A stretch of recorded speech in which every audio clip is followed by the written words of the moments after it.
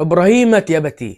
ابراهيم دياباتيه اللي اتقال عليه لغايه دلوقتي انه خلاص، الناس اللي في النادي الاهلي اتكلموا معاه واتواصلوا معاه وهو موافق على وجود في النادي الاهلي. ولسه لغايه دلوقتي في الرتوش الاخيره في البنود بتاعت العقد والراتب والسعر بتاعه والكلام دوت.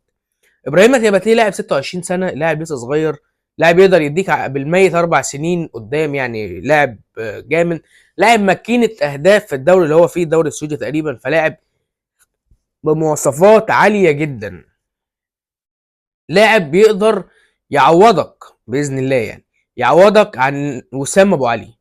سيبك بقى من جراديشيار ومحمد شريف، انا مش شايف ان ابراهيم تياباتيه يبقى الاول في النادي الاهلي، وبعد كده نحط جراديشيار يبقى البديل بتاعه. محمد شريف كفايه عليه كده، وشرفتنا محمد شريف الفتره اللي فاتت، وايه يبقى خلاص.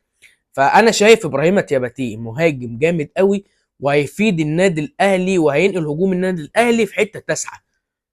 فبجد مهاجم سوبر السوبر، مهاجم يقدر الفرص اللي احنا عمالين نصنعها ومش لاقيين للاسف مهاجم، لان جراديشار لسه الفينش بتاعه مش اعلى حاجه، فمش لاقيين مهاجم يقدر يخلص الهجمات دي. يعني النادي الاهلي في الماتش اللي فات ده كان يقدر يطلع 4 في الشوط الاول مستريح. فلو انت بقى عندك مهاجم بيخلص زي ابراهيم دياباتيه زي وسام ابو علي زمان، لا هيبقى عندك شراسه هجوميه وكميه اهداف كبيره قوي. فبالنسبه لي ابراهيم دياباتيه خيار مثالي لقياده هجوم النادي الاهلي. وسلام.